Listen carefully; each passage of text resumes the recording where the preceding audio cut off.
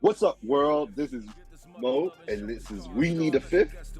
And I got my man P in the building. What up? I got my man Hill on the line. Yo, Happy New Year. Yeah, Been that man, it's long? the new year. Yeah, for me at least. Oh, yeah, it's the new year, and same stuff though. Hello, Brooklyn. Maybe not same stuff though, because this is a new Brooklyn that we're seeing, fellas. I think they've been on a nice little win streak.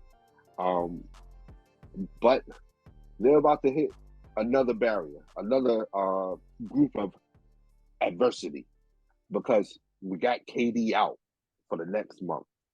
I think he had a sprained knee, if I'm not mistaken. Mm-hmm. What do we think this Brooklyn team is going to look like in this next month?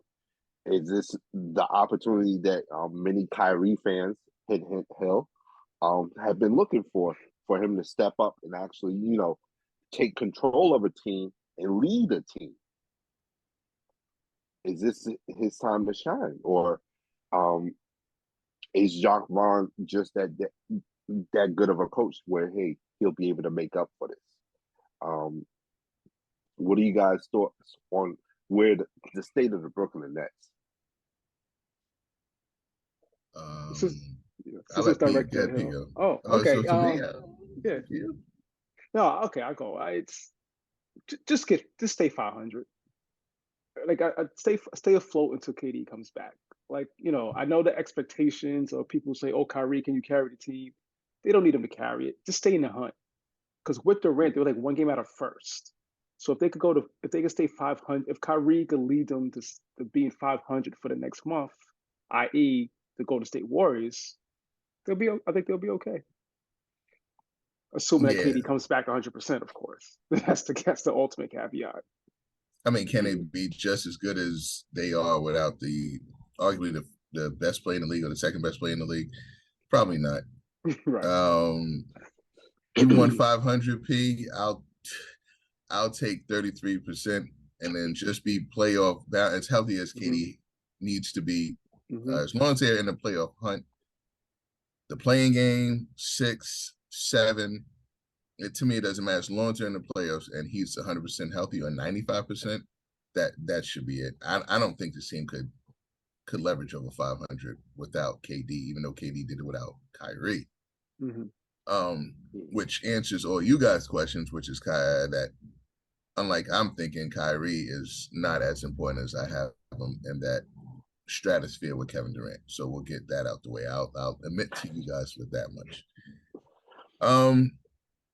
The way they were playing were out of this world. I had them coming out the East together. I really think they're that strong, and I didn't think they need that many pieces. I thought that much of their talent. Yeah, 33% for me. Just I got them. At 3-6.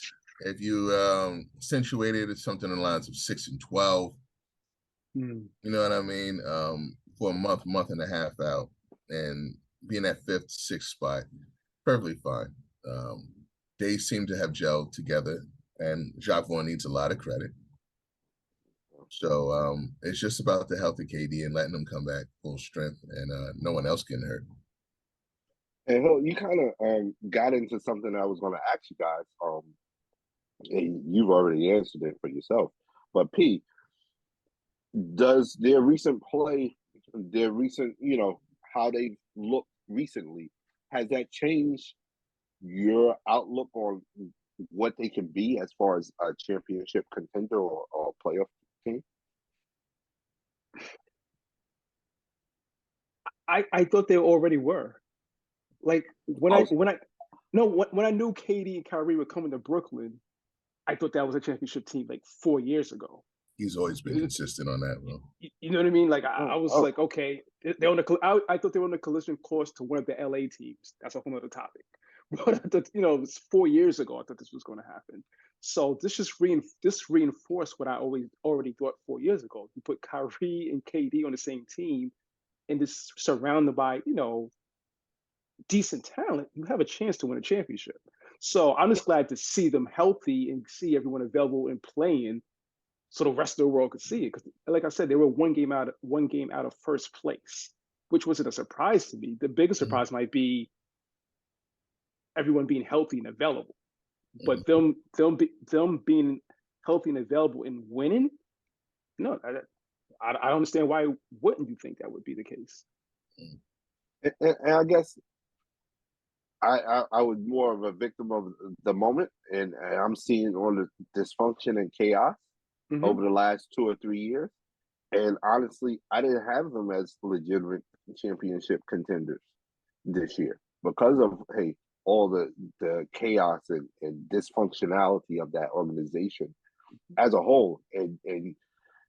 And until Jacque Vaughn really took hold of this team, I felt like this team didn't have an identity, didn't have a culture, to point to it and say, hey, this is who we are and this is how we're going to win. Now with this recent run, it feels like, hey,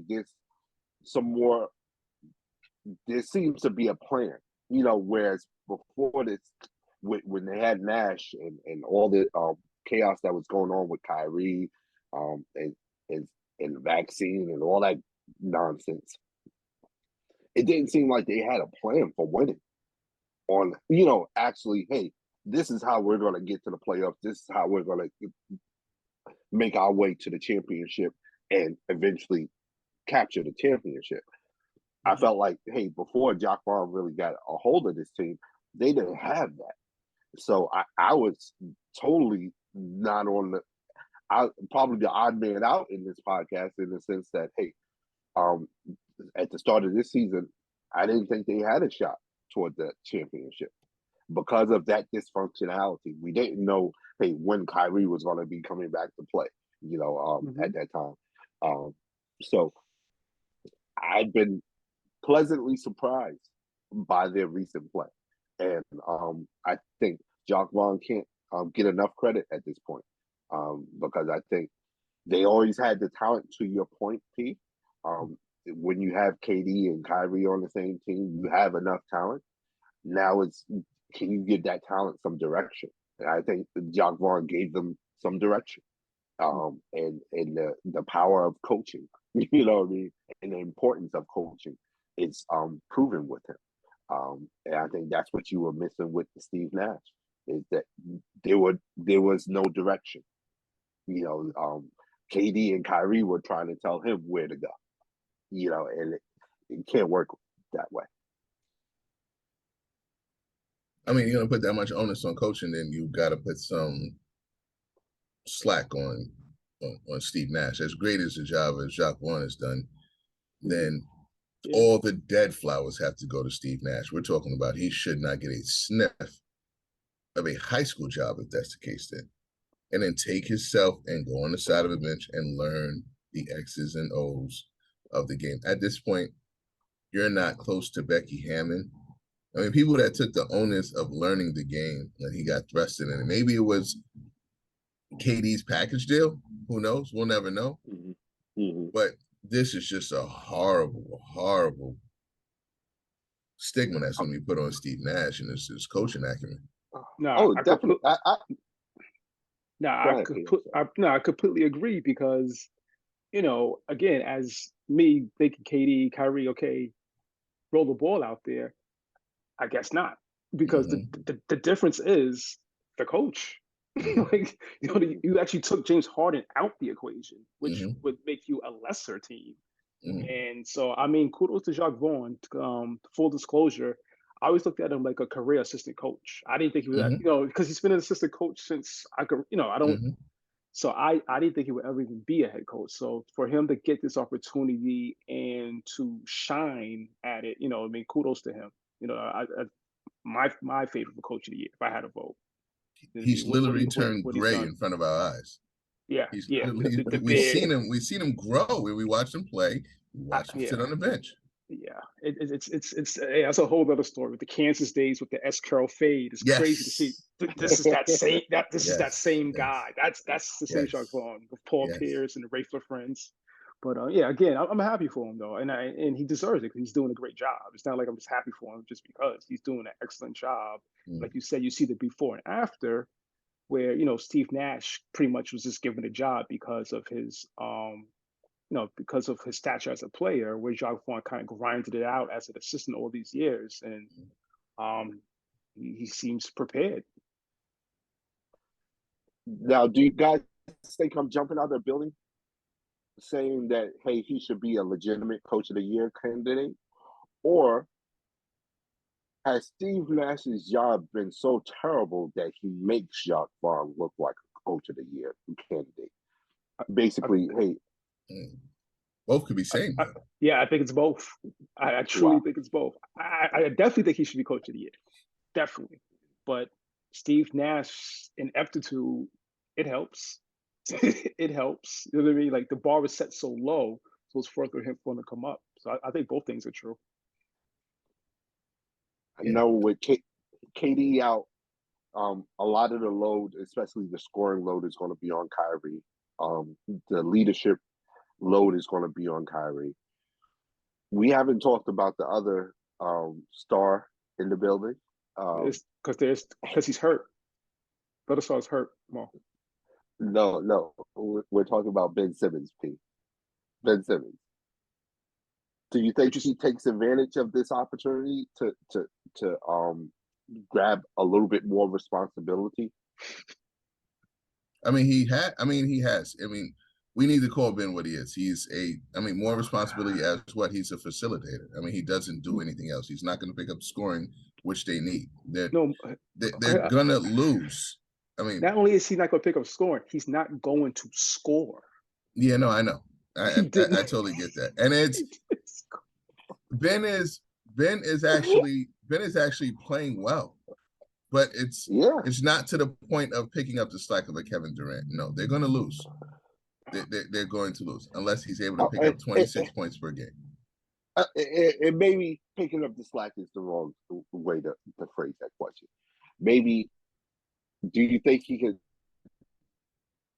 handle the opportunity to take on more responsibility? Only responsibility is needed it's scoring. The answer is no. He won't be able to do as such. The game plan is to shut Kyrie off and make the others win, and Ben will have to facilitate and try to get them into positions to score, which he has been doing. But they need scoring. It's very simple, and he cannot provide that. So Brooklyn just needs to maintain their wins, losses enough till KD comes back. All right, let me be the Ben Simmons advocate right now. With KD out, and hey, you need more scoring.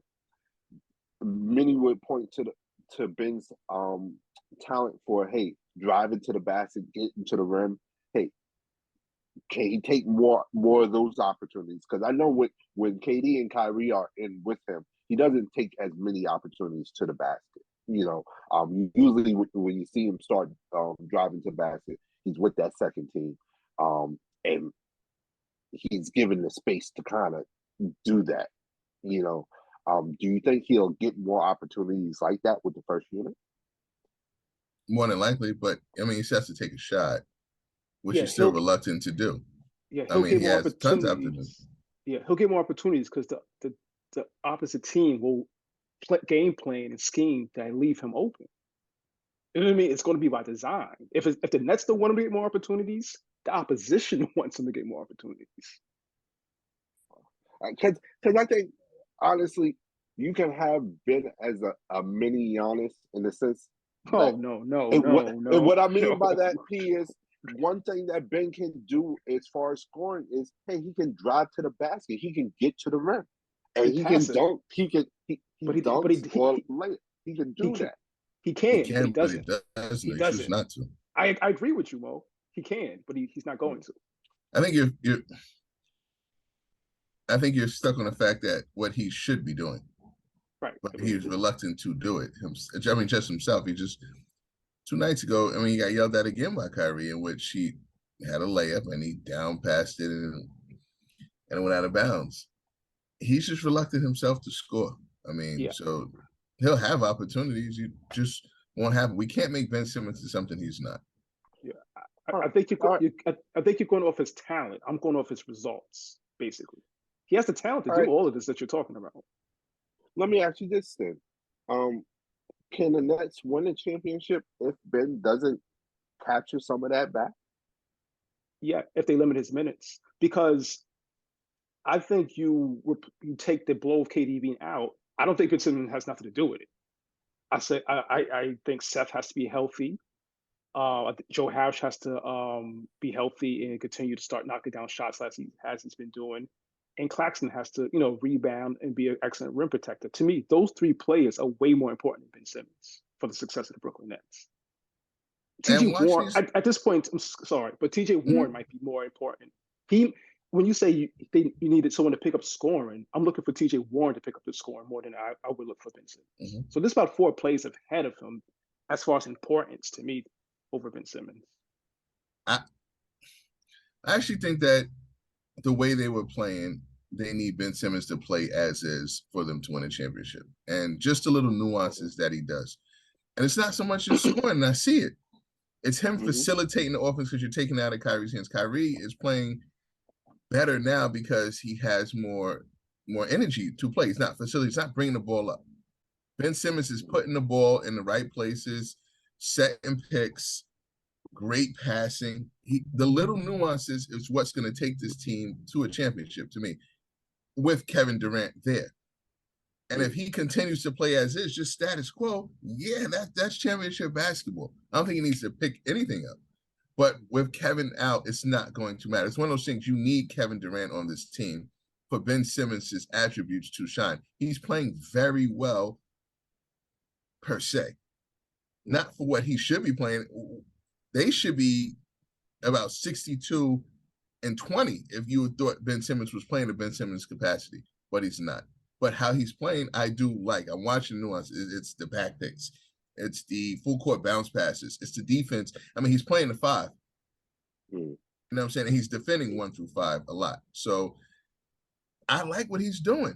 Asking him to do more than that outside of what he has to do because KD's here, it's going to be a little tough, and you're going to be more demanding from scoring. He's not going to be able to give you that. With KD there, you tend to enjoy Ben Simmons' presence more.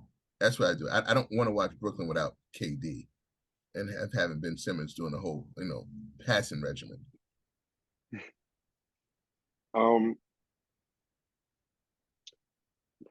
Is it too soon to ask where Kyrie Irving will be next year? Yeah, I haven't thought. Do we think he's still going to be with Brooklyn? Yeah, I haven't thought about it, but I think it just depends on the result. It depends on the playoffs. How deep in the playoff run they have.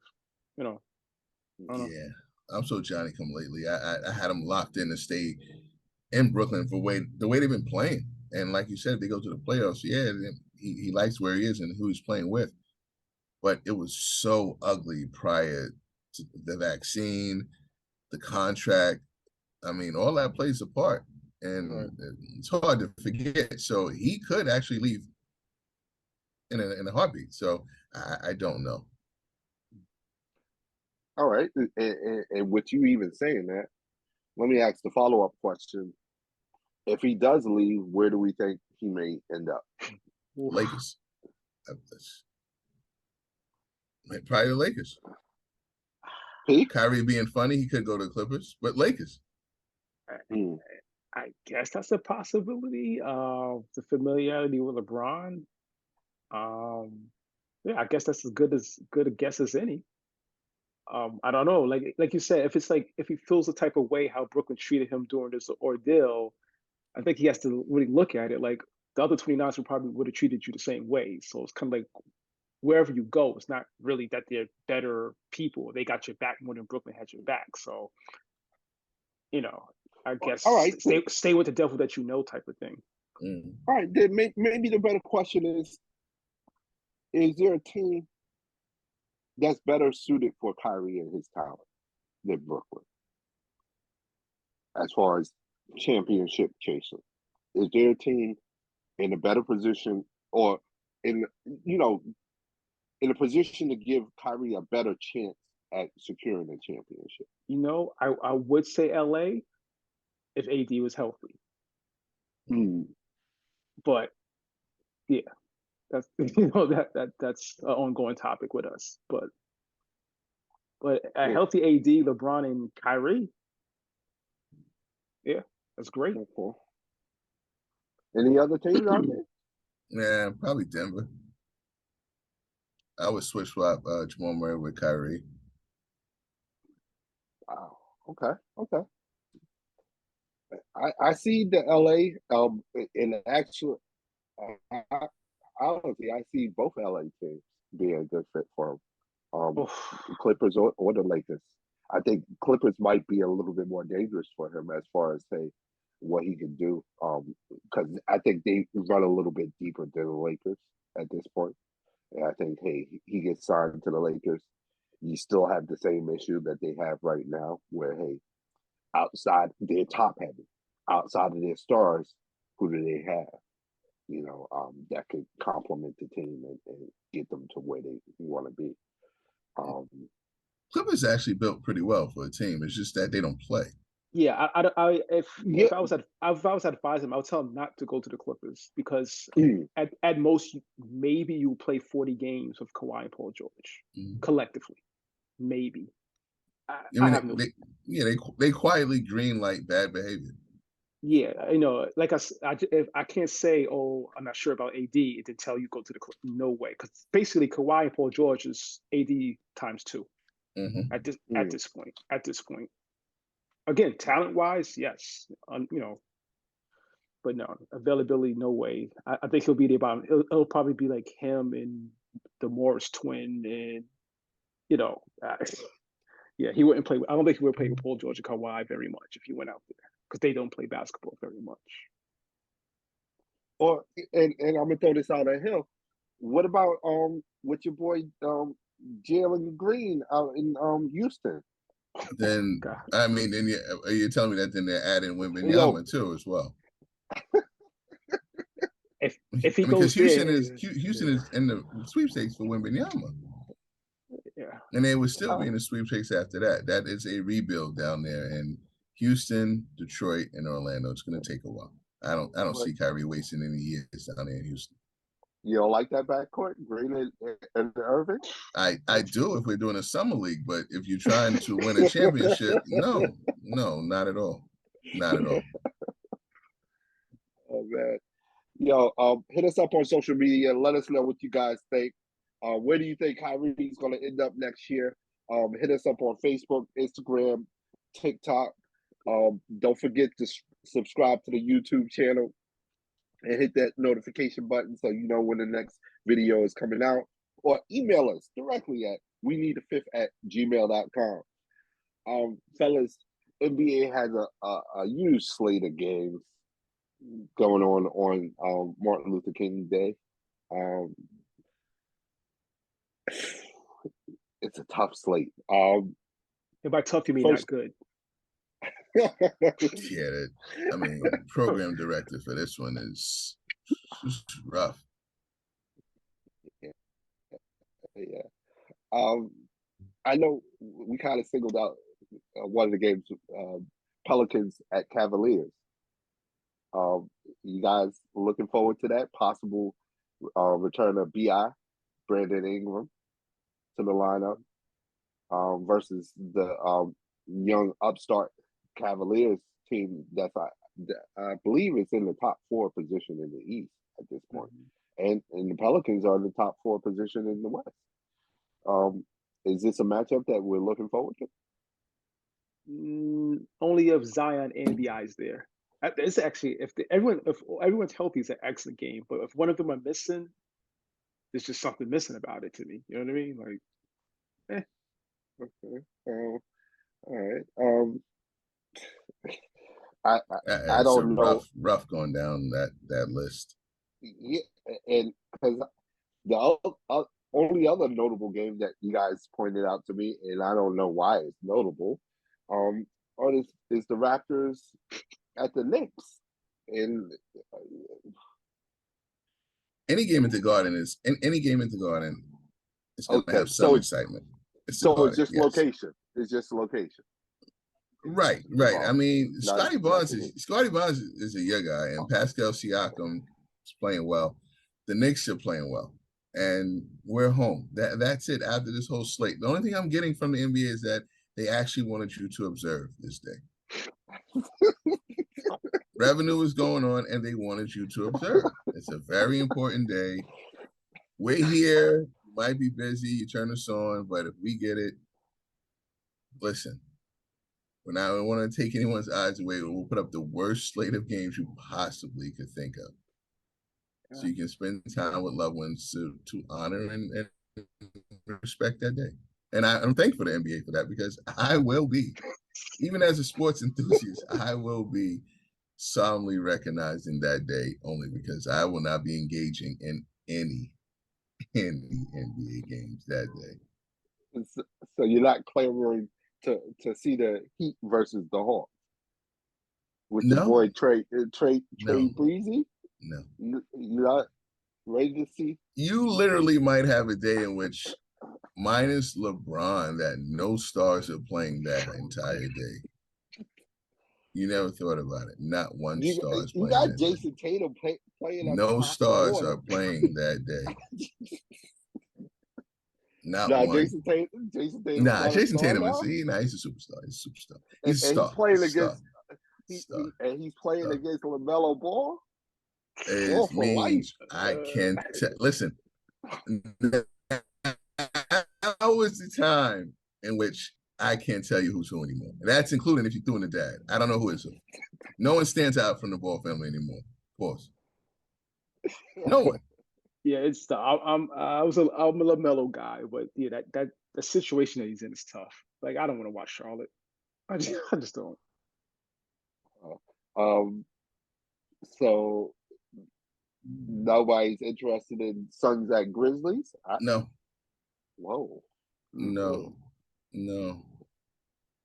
Ja Morant? Jared Jackson Jr.? If Ja plays. I mean, if Ja plays, Booker's not going to play, is he? Yeah, this is more of who Memphis is playing than Memphis. Yeah. This is on the Suns. I don't want to watch the Suns play. All right. Let's talk about what moves teams can make before the trade deadline. Trade deadline's coming up on February 9th. Mm-hmm.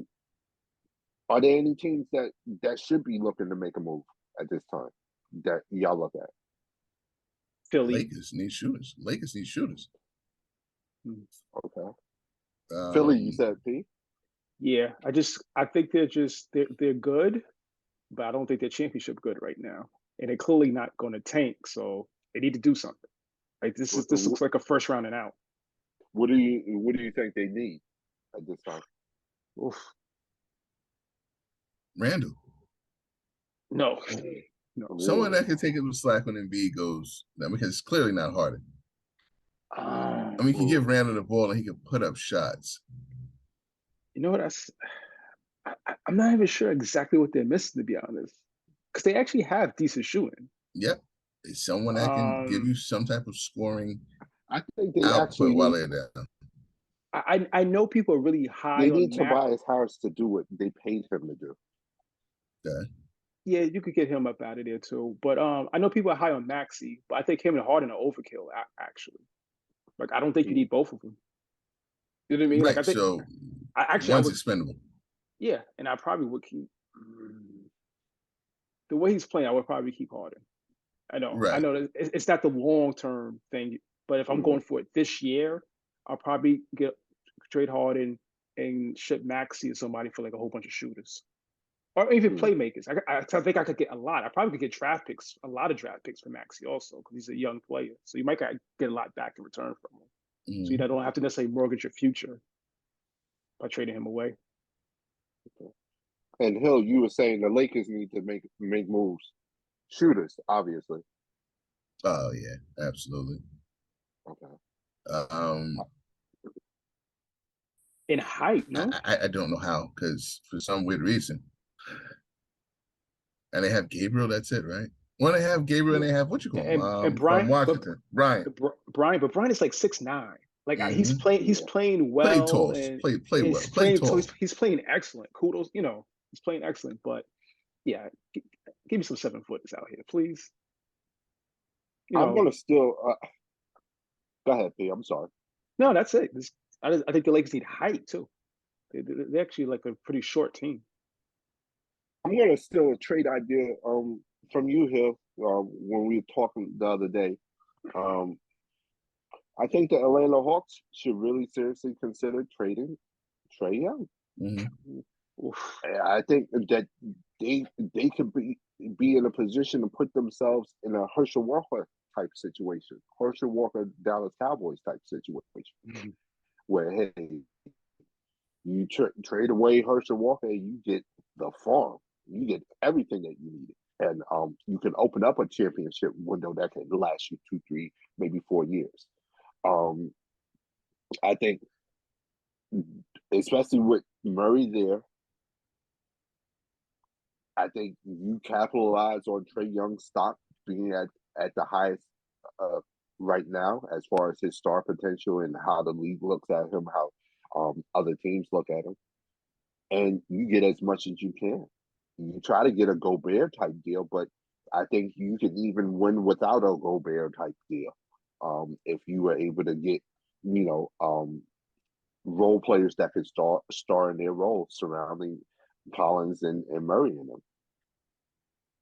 Yeah, if I would if Atlanta, I just want draft picks back. I would tank basically. If I'm trading Trae Young, I'm in tank mode. I just want draft picks back. I want to lose all the games possible we can this year, because the remaining pieces don't really excite me to build around. To be honest, Murray's pretty good, but so Collins, Collins, I don't get it. I don't get it. Like I know people are high on him. Capella. Yeah, these are all replaceable players in my mind. Capella, I could get somewhere else. Collins, I could get somewhere else. All these people remind me like Dallas Mavericks players. They're good, but Okay. So, any other teams or that need to make moves? Yeah, I'll give you Trae Young. Give me no picks. Give me Duarte, Turner, and Buddy Hield.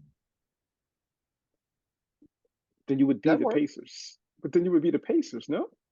No. You think it would be better than the Pacers? Much better. Yeah. With Murray. So you think Murray's better than Halliburton? Yeah. Big time. Yeah. One of them will be All-Star this year. Murray's All-Star. Not this year. Murray's All-Star. Yeah. I think so. I think that's a lateral move. Halliburton, I don't know. Has Halliburton ever been an All-Star? This year. He'll make it this year? Yeah. He should. Yeah? He should. I don't think he will. I don't know. I don't think he will. That's a tough hill to climb for him, yo. 20 and 10 in the 6th place. Okay. No, it's not bad. I don't think he'll. I personally don't think he'll make it, but he should. But All-Star or not, I just think if those names go to Atlanta, okay, they'll be the 7th or 8th seed. Like I don't really see how that helps you. Yeah, I think it helps you substantially. I think they get into the top 6 with that. But why they're not in the top 6 now? Because they're at Indiana. Like they're playing. Because I don't think they have those pieces that Indiana would have. I think those pieces would make them better. I think they're not as good because they don't have those pieces. I think they're strapped with Trae Young and Jacque. They don't have an identity yet. Who's going to run the team? They go back and forth about their plays. I mean, we could agree to disagree on this one because Indiana has a better record. Indiana has a better record than Atlanta, so they're actually already a better team. But I don't think Indiana would take I don't think Indiana would do the deal because I think they feel that Trae Young doesn't help them. That's the reason why I don't think they would do it. If that would be the case, if they were to do that, I would do that in a heartbeat. I think Trae Young is useless on Atlanta, except for tickets. And he's got them to the Eastern Conference Finals. And I said he would never get back again. And they're only going to go south with him at the point guard. It's personal opinion. No, I think first of all, let me say this. I hate to break it to you. I don't think this trade would ever happen. Not at this point, because I think, like you said, he's box office. Whether we like to watch him or not, that's a whole other story. But I think DeJounte might go before him. DeJounte might go before him because that's what they feel about him in Atlanta. Yeah, I feel like they're looking at him like he's the face of the franchise. So for them to get something back, it's kind of like, Buddy Hield. Even if what you say is true, like if you get the haul from Indiana and they're a better team, I don't think they'll pull the trigger because We're Still a gonna little put Buddy. sales trick. Yeah. He's an undersized, bad shooting, bad percentage. Not sometimes for the last 3 years, bad decision making, non-Steph Curry point guard, which is flair, and which Atlanta's going to keep him just for that. I mean, advanced statistics, I don't see why you would keep him at all. Even if you didn't have DeJounte Murray, I would trade him for something better than what he's given you. I think 2 or 3 years from now, when people get tired of even missing the playoffs or losing in the first round, then they'll do it. You know what I mean? So I actually think you guys are ahead of the curve. You know what I mean? But I think as long as he can sell tickets, then they're not letting him go right now. You know. But as a GM and prognosticating, you want to sell as high as he possibly is. 2 or 3 years from now, he's not going to be that high.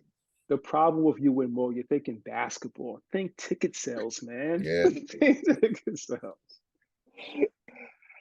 Oh, man. Hey, hit us up on social media and let us know what you guys think.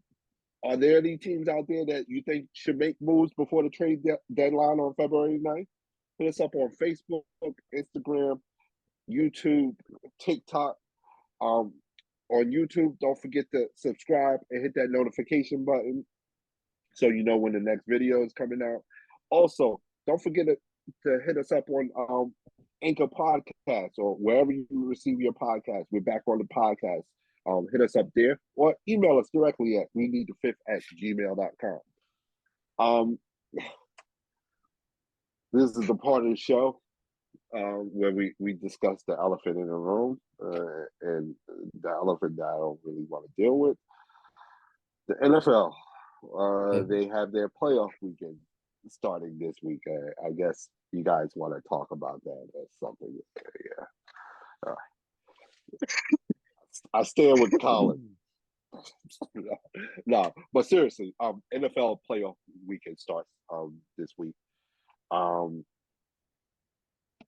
Fellas, tell me what are you guys expecting? What do you guys see? The only New York team? I mean, they're playing with or without Tua. That should be a smoke session, right? Bills versus Dolphins. It's the only New York team. Wow. Technically, geographically, yeah. Yeah, I mean, East Rutherford, New York. Right. Yeah. You're right. I mean, go Bills. I mean, Bills Mafia. Yo, Josh is. Come on, man. Enough said. Okay. I mean, so he should basically win that game against the Dolphins. From what I've been hearing, the Dolphins don't have Tua. I think they're on their third string quarterback at this point. Because there's no guarantee that Teddy is going to be available, if I'm not mistaken. But who else is who is playing on the NFC side? Are the Giants playing this weekend? The Giants play, I think, Monday night, right? Yeah, I believe they got the tomorrow. Vikings. Yeah, they got the Vikings. Mr. Gritty. Okay. What do we think their chances are? I like the Vikings in this one. I like the Vikings in this one. Neutral site Giants in Minnesota. I got this guy probably doing the Gritty all over the whole place. So probably Minnesota. Moving on up. All right, and I'm gonna ask you guys this because you guys have been watching the NFL a lot more than I have. People point to Minnesota's inconsistency as a reason to doubt that they'll be overwhelming favors against the Giants. Is that something that concerns you guys? And do you think that they'll do what they need to do to win the game? I've been in and out the NFL for the past 2 or 3 years. So when they say inconsistencies, let's put it on his lap. We're talking about Kirk Cousins, right? Absolutely. That's what we're really talking about. We know he puts up numbers in a regular season. He's a good quarterback. But I don't think people trust him in a playoff in big spots. So it's kind of like, it's on him. It's on him. You have arguably the best wide receiver in the game. So it's kind of like there's really no excuses, Yeah, a decent running back, some would say. Yeah, Cook not bad, right? Cook, not bad. With that being said, the Giants could drum up a nice scheme in which, Giants play well in the playoffs. They always have. Yeah, I I would mean, I can really see the Giants winning this game. get a lead and run the ball. You built for that. Hill, you trust your boy Danny Dimes to lead the Giants to a victory? You think he could do that? They can Oh, which scheme well. They can scheme well. I mean, he has the legs and he makes it out the pocket. He makes some throws. Danny's not as bad as people have him. I mean, Giants can. You know what? I'm gonna go on the limb and say Giants will win this game. Actually, oof. Wow. Okay. I'll go 17-16 Giants. That's what I'll go. Okay. I would feel more confident if the Giants getting a lead and him handing the ball off to Saquon. I would feel way more comfortable if that was the scenario. But okay. What you call it? Bills Dolphins. Y'all both got the Bills on that one. Close game, 34-13 Bills. Yeah, that would I mean, that could be 52 to 7 type thing. So yeah. Good luck, Miami. Miami should make it close. There's only so many slants and screens you could throw to Tyreek Hill, bro. so many. Now is the young quarterbacks Justin Herbert and Trevor Lawrence playing this weekend as well? Is that tonight? It's either tonight or tomorrow, right? Yeah, I believe so. Because who the Jaguars have? Bengals? I think Jaguars have Chargers. Chargers? Oh yeah, it's tonight. That's tonight. Mm-hmm. Who you guys got for that game? Oof. This is like just so good, bro. But Trevor started to come along his last 5 games. Yeah, I'm just going That's a good watch. I'm just going Herbert. Yeah, actually, I'm there for this one.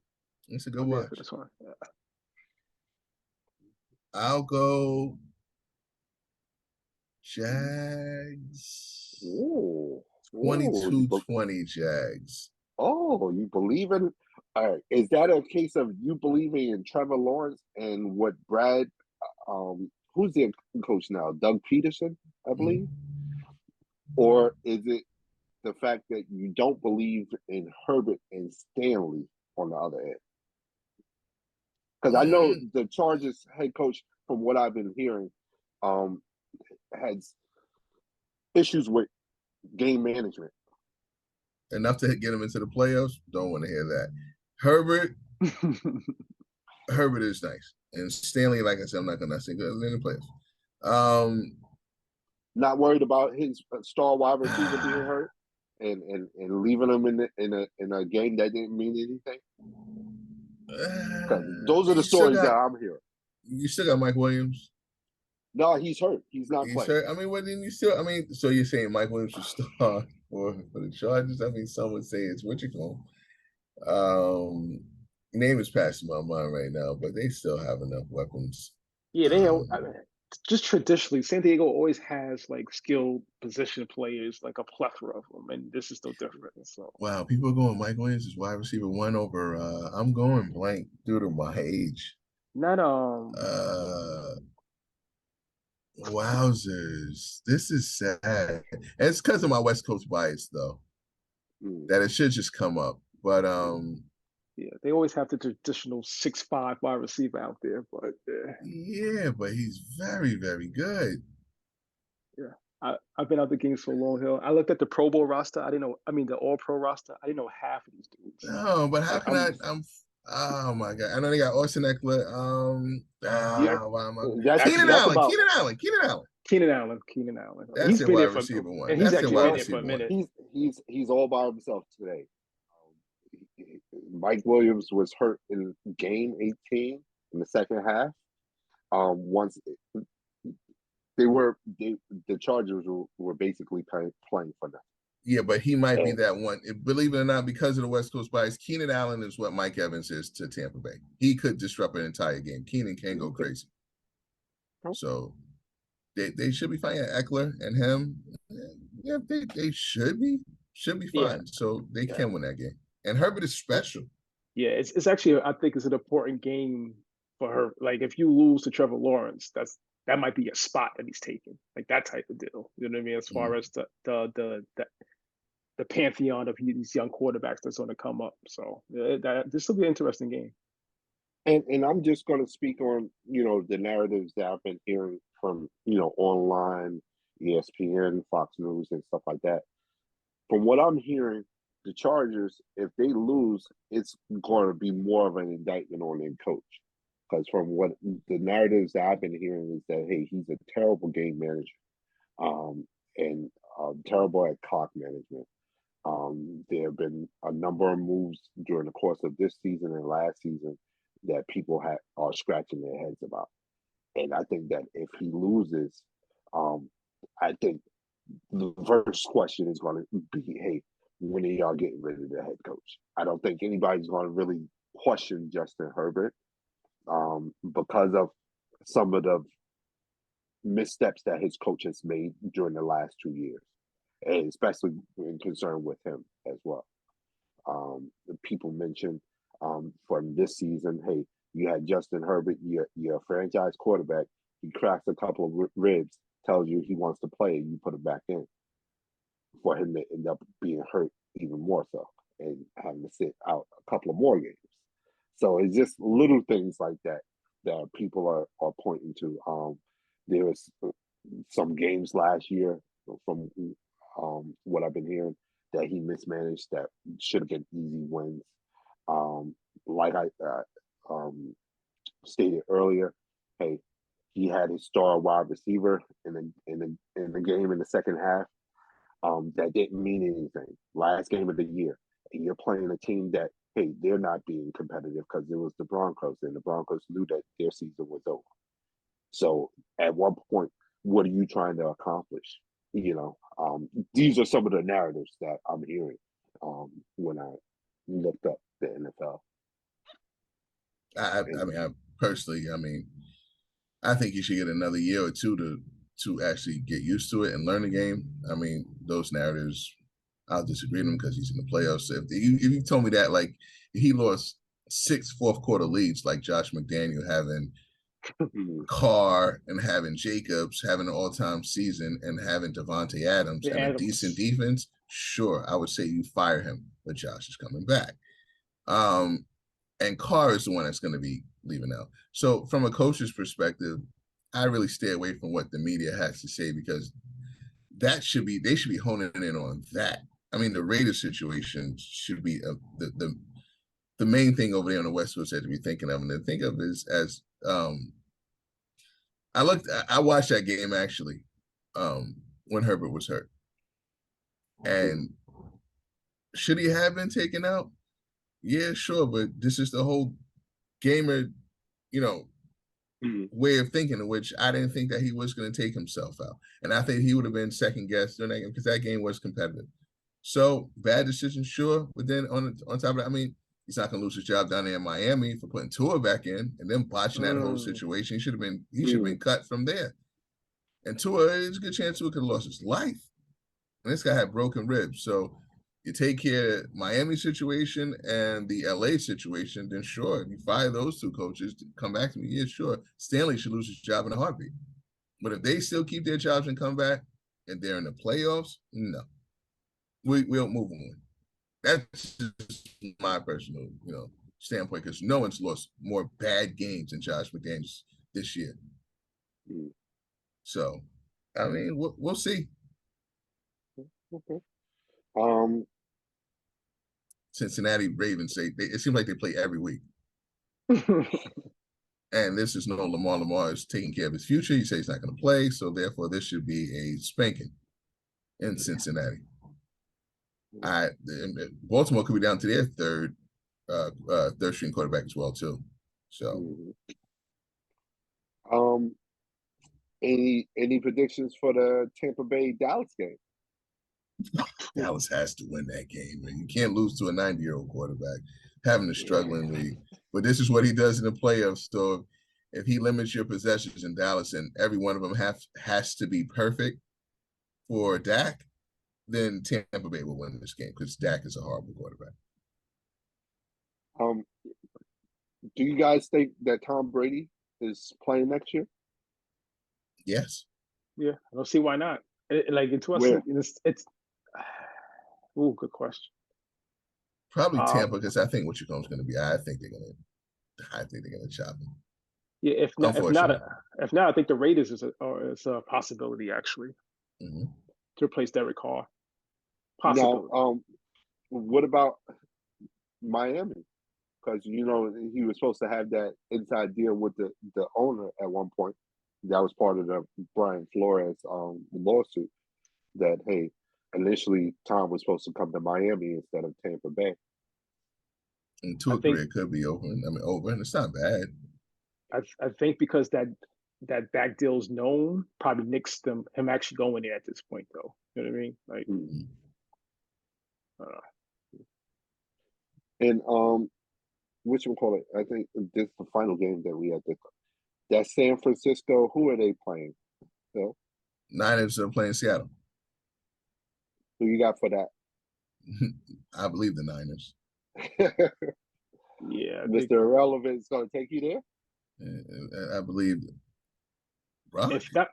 If not, what the three All-Pro defensive players might take you there too, right? Brock. This one, this is not McCaffrey. Samuel's back. Like, this one shouldn't be competitive. So do you think Brock Purdy could be your Joe Burrow? For this year, sure. He's going to run. Absolutely. They invested so much in Trey that at least we know we have a solid backup. It just gets Garoppolo out the picture. Oh man. All right. Let me ask you guys this: Who are your picks to come out of the AFC and the NFC? I love his offense. I just hate the Chiefs' defense. I really do. I'm going Buffalo out the AFC East. Okay. I'm going Kansas City. Okay. All right. The NFC is tough. I think if I had to choose, I'll probably go with Patrick Mahomes. Yeah. The shootout. That's all. I think he might not have the ball right at the end, like last year, which he did get it on those couple. He's just so special. I can't see why you go against him. I'm hoping for Pat, but I can't stand their defense. But if you do go against him, Josh Allen isn't a bad pick. Yes, that's the way I'm going. That's the way I'm going. He has so many weapons, and he's a weapon himself. And I'm surprised none of you guys think that Cincinnati can make another run. That would be my third pick. They can, but he's staying upright. How long are you going to be able to do that? Yeah, I'm not going to pick them over Josh Allen and Mahomes again. You know what I mean? Not to do it again, but very possible. So that's the AFC. Who y'all got coming out the NFC? Oof. I got some team in San Francisco. That's my pick. I got the 49ers coming out of there. And if this guy goes on a defensive rampage, Cowboys. Keith? I can't pick the Cowboys. I just, don't blame me. Like one of those teams I just don't have faith in as a franchise. I can't do it. You know what I mean? Parsons is unbelievable. Still got a little beef with the Kaepernick thing, so I can't go with San Fran. So I'll probably go with Philly. That's who people should be going with. That's who they should be going with. But it's not even over football. This is like personal for me. Like, so I'm going with Philly. Because of my personal feelings towards the other franchises. Like, they have the league MVP, right? Yeah. Like San Fran is pretty. One of the reasons I kind of don't watch football, but that's we'll tackle that at another moment. But Eagles. So and not enough's been given to Philly as well, though. But they could earn it now. They could earn it now, or I'm leaning heavily towards or great regular season.